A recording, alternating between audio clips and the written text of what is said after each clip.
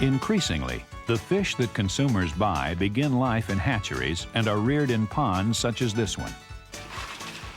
Throughout the eastern seaboard, a new industry has been developing: aquaculture, the raising of fish under managed conditions, whether in net pens, cages, tanks, or open ponds. Private growers and government agencies have been raising trout for food and to stock streams and lakes for over a century. More recently, farmers have been intensively rearing species such as striped bass, salmon, sturgeon, and catfish for markets that once depended solely on harvests of public waters. With appetites for fish on the rise and harvests of natural stocks near their limits or in decline, fish farming holds promise for satisfying the growing desire for seafood. But bringing fish profitably to market doesn't just happen. It's a very interesting business. It's something we learn something new every day. It takes a lot of hard work, a lot of manpower at times, and we have to put a lot of hours in here. Farming fish calls for no less a commitment than farming the land, in time, in management, and in capital investment. Is it for you? That'll make them just under 2-acre ponds. That's right. It begins even before you dig or adapt an existing pond. It takes a business plan that outlines your objectives and your means for attaining them. And it takes an attention to details. From making sure your pond is adequately prepared, to properly stocking fish, to staying on top of water quality, to providing nutritious feeds, and finally, after harvesting, to packing your fish so they remain fresh.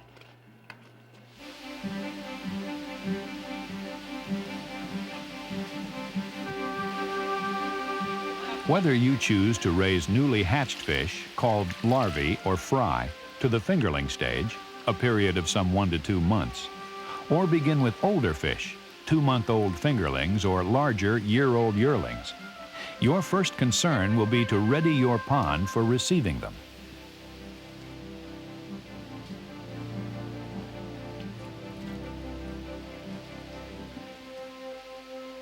Pond preparations are especially important for raising striped bass fry through the fingerling stage.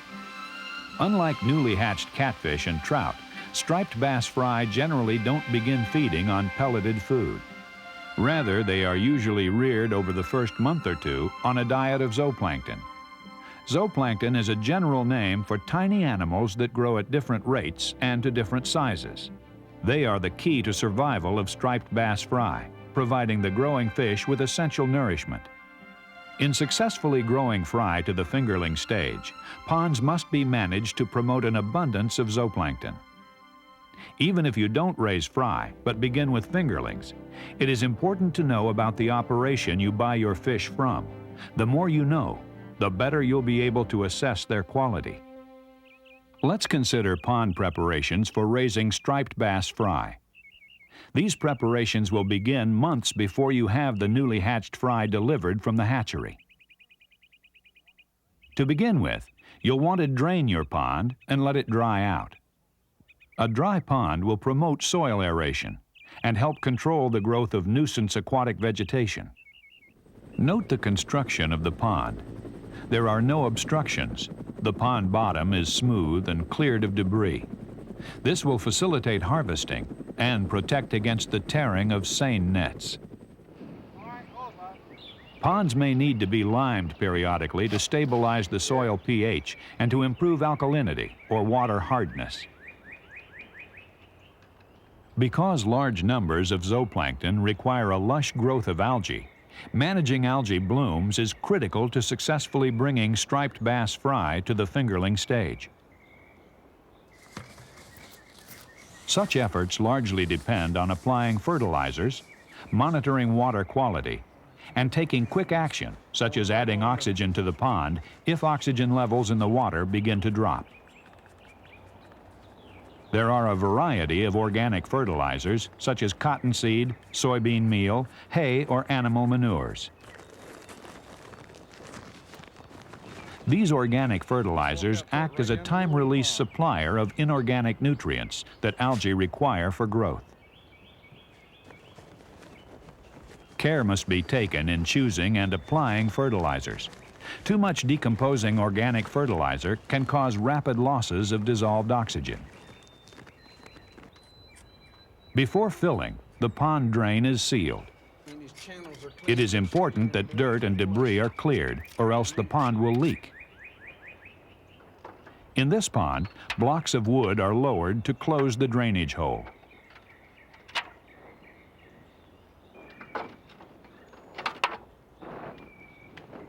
A screen is placed in front of the blocks to protect against the loss of young fish when pond water is lowered for harvesting.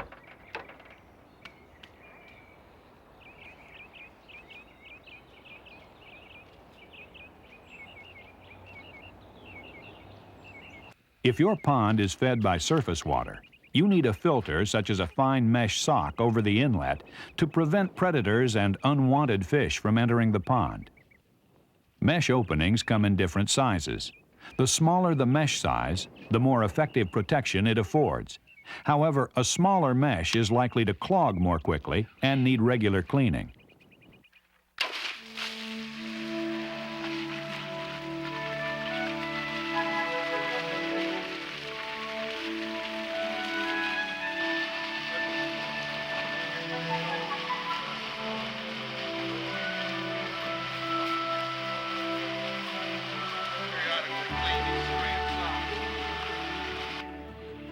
Fly ash or sawdust is used here to seal spaces in the wood and prevent water from seeping through.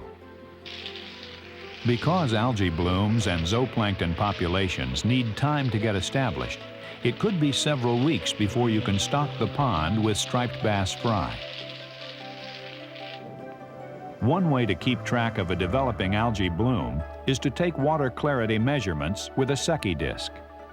A shiny plate, the Secchi disc, is lowered into the water to measure how far down you can see. The greater the abundance of algae, the shorter the depth at which the disc is visible. Secchi depth of 70 centimeters. Ideally, the disc should disappear from view between 15 and 20 inches. Daily measurements of water clarity will give you strong indications of how algae blooms are developing. Spring-fed ponds, unlike those fed by surface water, do not have natural zooplankton populations. Consequently, you will need to inoculate the pond with zooplankton. It could take a couple of weeks for a succession of these populations to develop.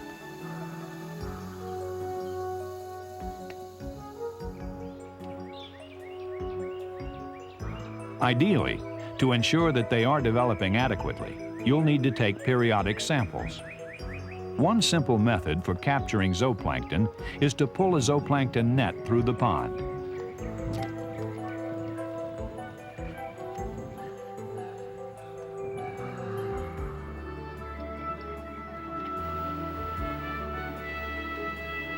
Under a microscope, the animals can be examined to make sure there are sufficient numbers and diversity.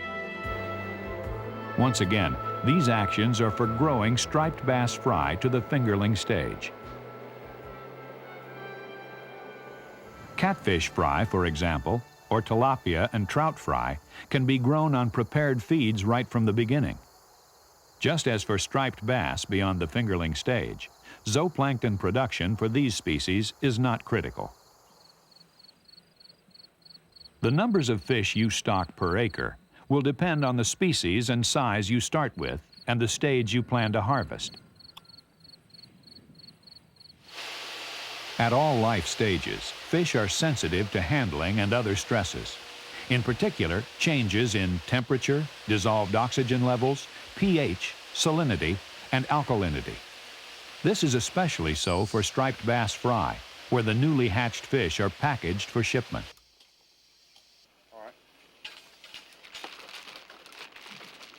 With proper packing, fry can be safely shipped long distances.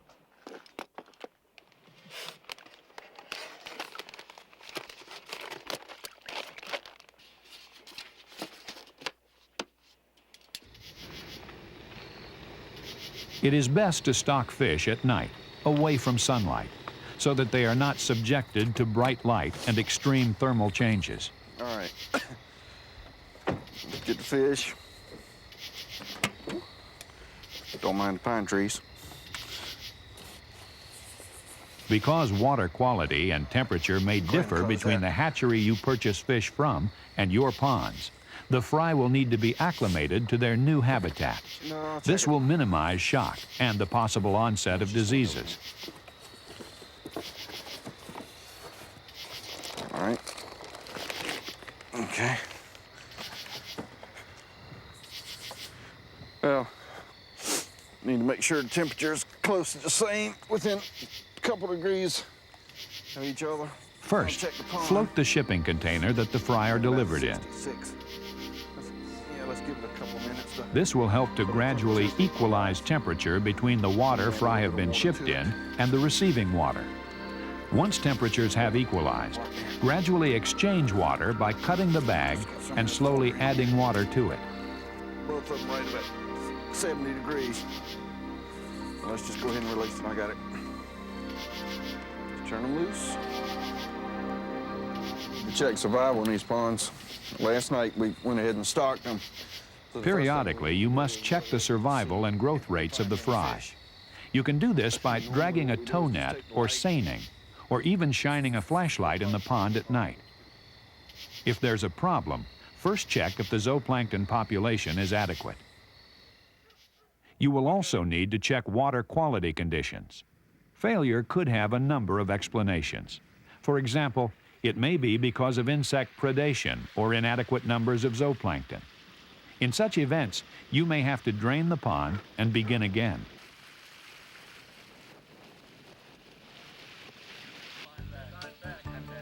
When striped bass reach fingerling size after 1 or 2 months, they will be harvested and in some operations brought back to the hatchery. Growers new to fish farming will often begin with fingerlings because mortalities are likely to be lower than when in raising fry.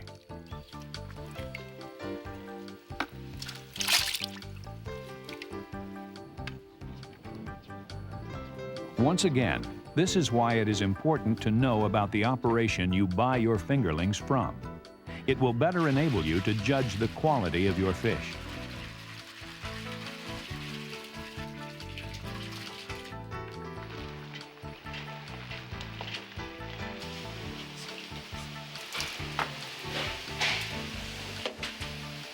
All fish species should be graded by size.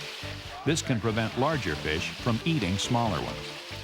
In addition, larger fish can be fed bigger, less expensive feeds.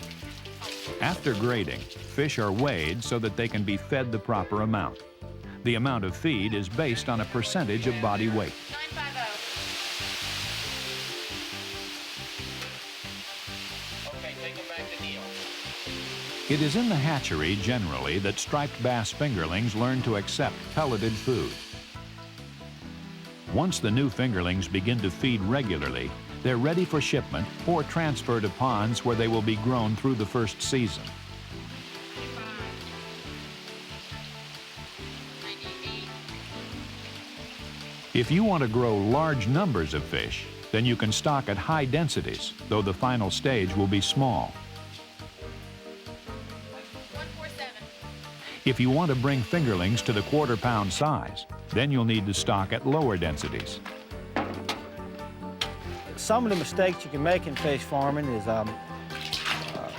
not pumping water, overstocking your fish. And what I mean by that is like if you had an acre pond, you put 6,000 to 7,000 fish, you've overstocked it. You want to put anywhere like 3,000 to 400 for just example. A lot of people just think that you can throw fish into a pond, but that's not the answer. Your decisions on how many fish per acre to stock will again depend on your goals, on survival rates, and on your facility and equipment. Once we determine the number of fish in the pond, when we take our samples, we feed them based on the total body weight of fish in the pond. That's different percentages are determined by the size of the fish. For instance, the smaller fish gets a higher percentage of feed than the larger fish. In ponds, smaller fish are fed approximately 20% of their body weight daily. As time goes on and the fish get larger, their percentage drops to about 3% of the body weight, depending on the species, temperature, and the size of the fish. As the fish get larger, the pellet size increases and the nutritional value also changes, so it's adjusted for larger fish. It's important to get a good, true sample size of the average body weight.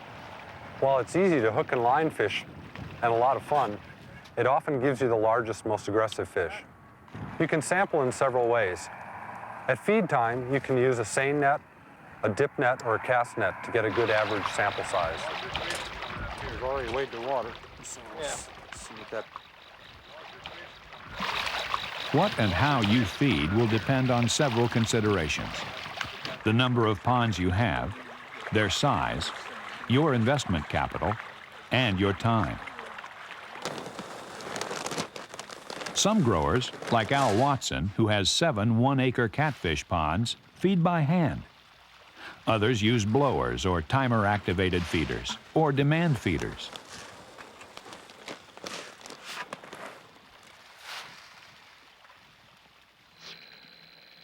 On this 9-acre pond, Walter Bowling has feed cast from a small outboard to satisfy some 40,000 hungry mouths.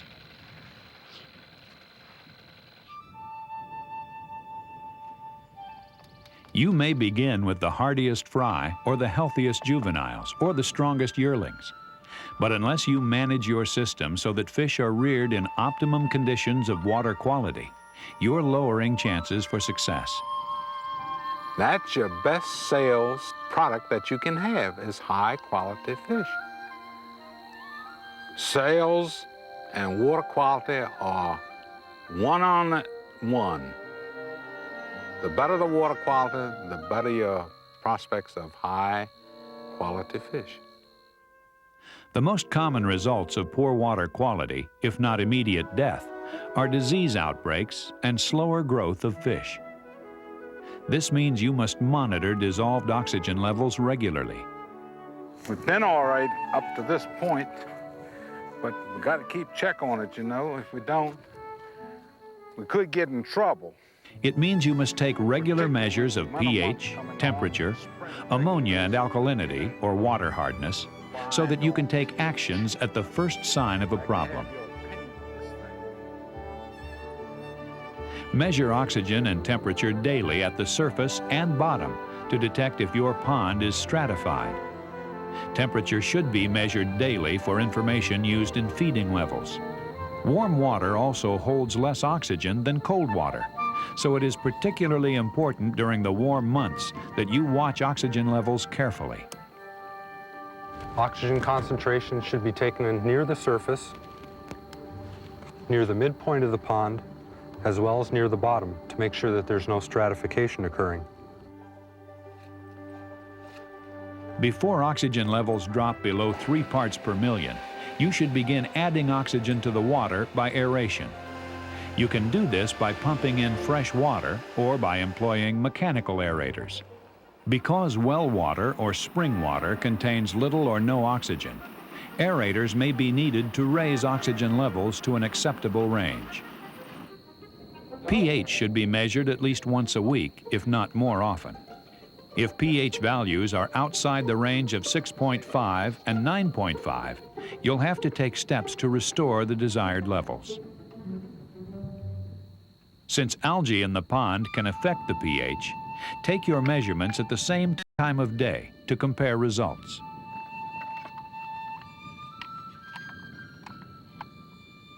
Liming the pond may stabilize the pH level, thereby minimizing the effects of the algae. There are other considerations that must be taken into account, from handling fish over the winter in ponds that freeze to responding to problems of fish disease. Even the most effective quality control and most attentive management may have to deal with outbreaks of parasites or bacterial and viral diseases. You must plan for the unexpected and be ready to respond immediately.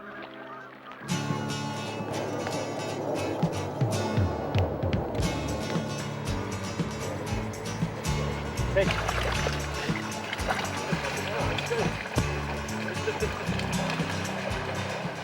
When you prepare to harvest a pond, you must be prepared as well to handle the fish quickly and efficiently.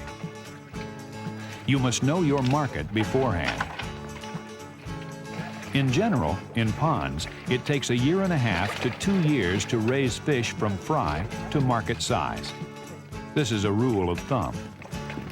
14 fish, 13 pounds, 13 ounces. The actual growth to market size will depend on the quality of the fry. Again, that's why it is important to know your seller. Growth will also depend on feeding, both the quantity and quality of the food you provide your fish. And it will depend on the water quality of your pond. 12, 10. If you're selling to buyers, for example, who are going to stock their own ponds for grow-out or for recreational use, they'll need to have aerated tanks to ensure the fish they buy from you will be healthy when they're unloaded in their new pond. As far as packing, the way I like to pack my fish, I like to wash my fish off, but I chill my water with ice, get it, make the fish nice and a firm fish as possible. Then I run it up on top of a conveyor system and onto a table, which I like to take my fish and sample them and weigh them to see what the average weight, which is very important because I like to have a certain count in my fish boxes. Which is very important because the market wants like a 1.5 pound fish to a 2-pounder. Well, your count's very important in this. Another secret is having the right type of ice to pack your fish. I like a flake ice, a very light ice, which has a real cold temperature to it. And putting the proper poundage of ice is very important because when this fish leaves its farm, I want it to be a fresh product, and it's going to be a nice, firm fish. If it has to be shipped 300 to 400 miles, it'll last 3 to 4 days. The trend in the United States has been a rising consumer demand for fish. The opportunities for satisfying that market and for making profits can increase. Whether they will or not depends on you.